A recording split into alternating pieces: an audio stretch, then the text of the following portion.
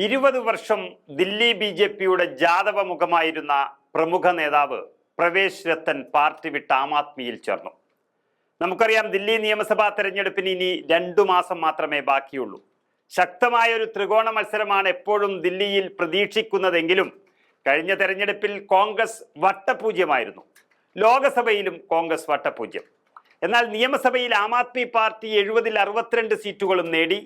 അങ്ങനെ നിയമസഭ ആം ആദ്മിയും ലോകസഭ BJPയും കൈവശം വെക്കുന്ന ഒരു രാജ്യ തലസ്ഥാനത്ത് കോൺഗ്രസിന് കാര്യമായൊന്നും ചെയ്യാൻ കഴിയുന്ന ഒരു നേതാവില്ല.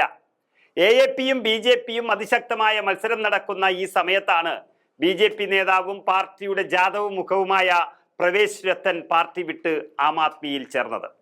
BJPയുമായുള്ള 20 വർഷത്തെ ബന്ധം ഉപേക്ഷിച്ചാണ് താൻ ആം ആദ്മിയിൽ അംഗത്വമെടുത്തത് എന്ന് അദ്ദേഹം പറയുകയുണ്ടായി.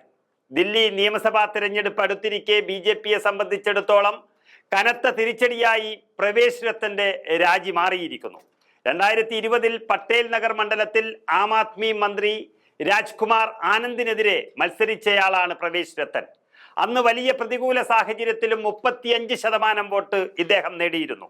എന്നാൽ BJPയെ പൂർണ്ണമായും തള്ളിയിട്ടാണ് അദ്ദേഹം ആം ആദ്മിയിലേക്ക് പോയിരിക്കുന്നത്. ആം ആദ്മി അധ്യക്ഷൻ അരവിന്ദ് കെജ്രിവാളിനെ വാനോളം പുകഴ്ത്തിക്കൊണ്ടാണ് രത്തൻ BJP വിട്ടത്. അരവിന്ദ് കെജ്രിവാളിന്റെ നേതൃത്വവും നയങ്ങളുമാണ് BJP വിടാനുള്ള തന്റെ തീരുമാനത്തിന് പിന്നിലെന്ന് പ്രവേശ് പറയുന്നു. കെജ്രിവാൾ ഡൽഹിക്ക് മുമ്പൊരിക്കലുമില്ലാത്ത വിധം എല്ലാം തന്നു. തന്റെ സമുദായമായ ജാതവ മുഴുവൻ അദ്ദേഹത്തെ സ്നേഹിക്കുന്നു. അദ്ദേഹം ഏർപ്പെടുത്തിയ സൗജന്യങ്ങൾ കുറഞ്ഞ വരുമാനമുള്ളവർക്ക് ഏറെ പ്രയോജനമായി എന്നും പ്രവേശ് രത്തൻ പറഞ്ഞത് കെജ്രിവാളിന്റെ 4ാം വരവിനും കളമൊരുങ്ങുന്ന തരത്തിലാണ് ദില്ലിയിൽ ചർച്ചയായിരിക്കുന്നത്. ജാതവ സമുദായത്തിന്റെ ഉന്നമനത്തിനായി പ്രവർത്തിക്കുന്നതിന് വേണ്ടി തന്നെയാണ് പാർട്ടി മാറിയതെന്നും അത് തുടരുമെന്നും രത്തൻ ഉറപ്പ് നൽകുന്നു. അതായത് ലോകസഭയിൽ ഒന്നും നേടാൻ കഴിയാതെ വരുമ്പോഴും നിയമസഭയിൽ വീണ്ടും വിജയിക്കാൻ കഴിയുമെന്ന വലിയ ആത്മവിശ്വാസമാണ് ആം ആദ്മി പാർട്ടിക്കുള്ളത്.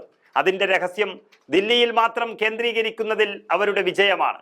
കെജ്രിവാളിന് മുൻപ് ദില്ലി ഭരിച്ചവർ ആരും നൽകാത്ത തരത്തിൽ വലിയ ആനുകൂല്യങ്ങളും വികസനങ്ങളും കൊണ്ടുവരാൻ കെജ്രിവാളിന് കഴിഞ്ഞു എന്നുള്ളതാണ് ദില്ലിയിലെ ജനങ്ങൾ വിശ്വസിക്കുന്നത്. ഷീലാ ദീക്ഷിത്തിന്റെ ഭരണശേഷവും മരണശേഷവും കെട്ടിവച്ച കാശ് പോലും നേടിയെടുക്കാൻ കഴിയാത്ത ഒരു നേതൃത്വമായി കോൺഗ്രസ് ദില്ലിയിൽ മാറിയതോടെ അത് കെജ്രിവാളിനും AAPക്കും വലിയ നേട്ടമായി മാറിയിരിക്കുന്നു. ആ ട്രെൻഡ് ഇന്ന് നിലനിൽക്കുന്നു എന്നുള്ളതാണ് കോൺഗ്രസിനെ ഒപ്പം കൂട്ടാതെ ഇന്ത്യ മുന്നണി ഇല്ലാതെ ഭരിക്കാനുള്ള കെജ്രിവാളിന്റെ തീരുമാനം. അത് ഏതായാലും ശരിയാണെന്നും AAPക്ക് തന്നെ സാധ്യതയുണ്ടെന്നും വിളിച്ചു പറയുന്നതാണ് പ്രമുഖ BJP നേതാവ് പ്രവേശ് രത്തന്റെ AAP പ്രവേശനം.